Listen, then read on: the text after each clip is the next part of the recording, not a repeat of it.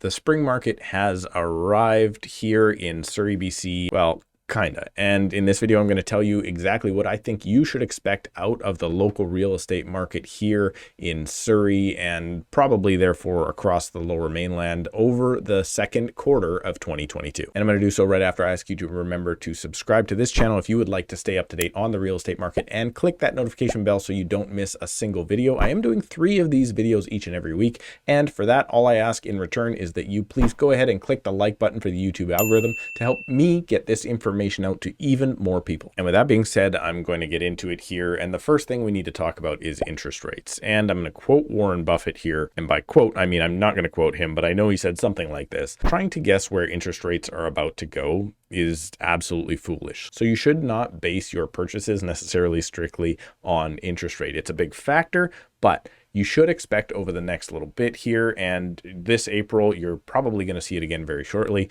is interest rates are on the rise. So if you are trying to make a purchase, know that this is one of the few times over the last many years that locking in your interest rate now may get you a better deal. So talk to your mortgage broker, make sure they lock in your rates.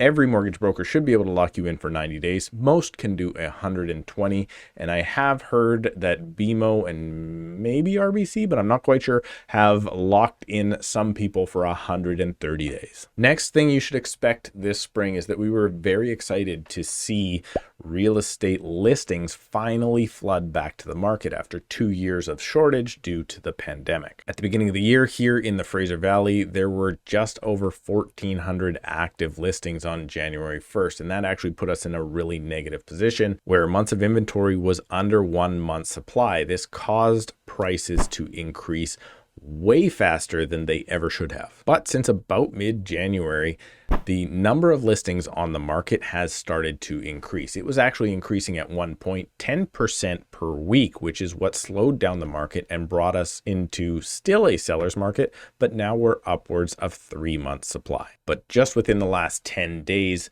the listing inventory increase has stalled. So what that means is, yes, properties have come to the market. There are now not as many properties, new properties, mind you, coming to the market as fast as they were.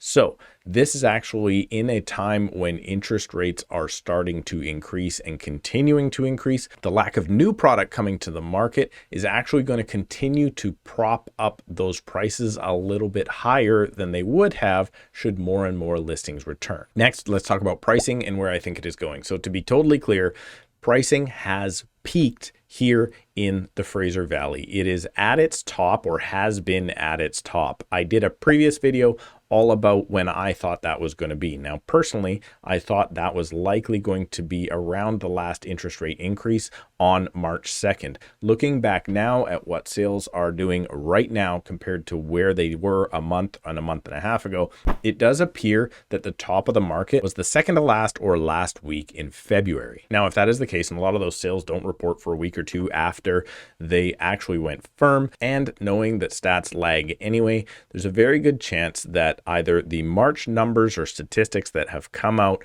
or the April numbers will reflect as being the peak. But I'm telling you right now, it was in February. So it is my prediction that properties now will sell for less than they did in February and what they sold for in January. I do think that the new normal that we're going to come out of on the other side of these interest rate increases will still be higher than December's prices. So going into the spring, if we don't get another flood of listings come on and interest rates do increase, yes, prices will level out. They will not continue to increase as they were, which was insane anyway. And I don't see them coming down to a crazy amount below either November or December of just last year. However, I'm predicting that you are going to take a longer time to sell your property. So buyers, take advantage of this now. You can get out and you can probably see 5 or 6 properties this weekend, when before in January and maybe even December, but for sure January and February,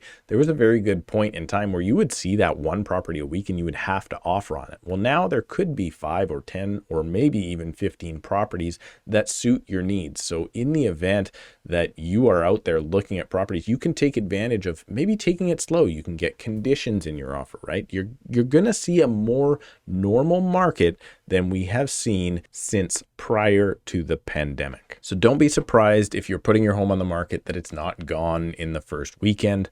I do think that you will return to a more normal market, and in a normal market, a property will sell.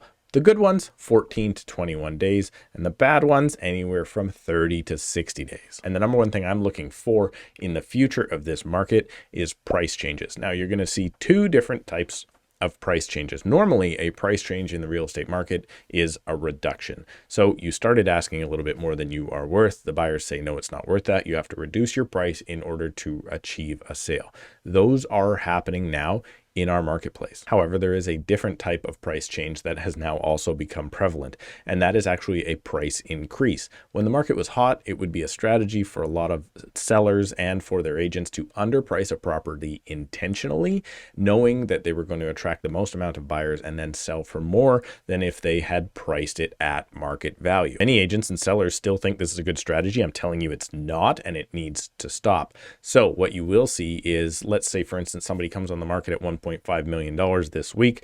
They only get offers at, let's call it 1.5 or 1.55, and they really wanted 1.7. So what you are seeing in the future here over the next little bit is a bunch of people that are coming on the market the first week at a lower price, not selling, and then, believe it or not, increasing their price. So you should keep an eye on price changes second week or third week on the market, regardless of if that price changes is going up or that price is coming down. And if you see that price coming down, I'm going to encourage you as a buyer to hop on that property and really consider those ones, because those are the motivated people that are changing their price in order to actually achieve a sale. The guy that sits on the market or even increases his price, that's not a real seller. And in today's video, another thing I'd like to point out is that us as real estate agents, particularly I know in my past predictions, I'm extremely good at predicting what is going to happen in the future, as long as that future is 2 to 3 months away. And everybody thinks they can predict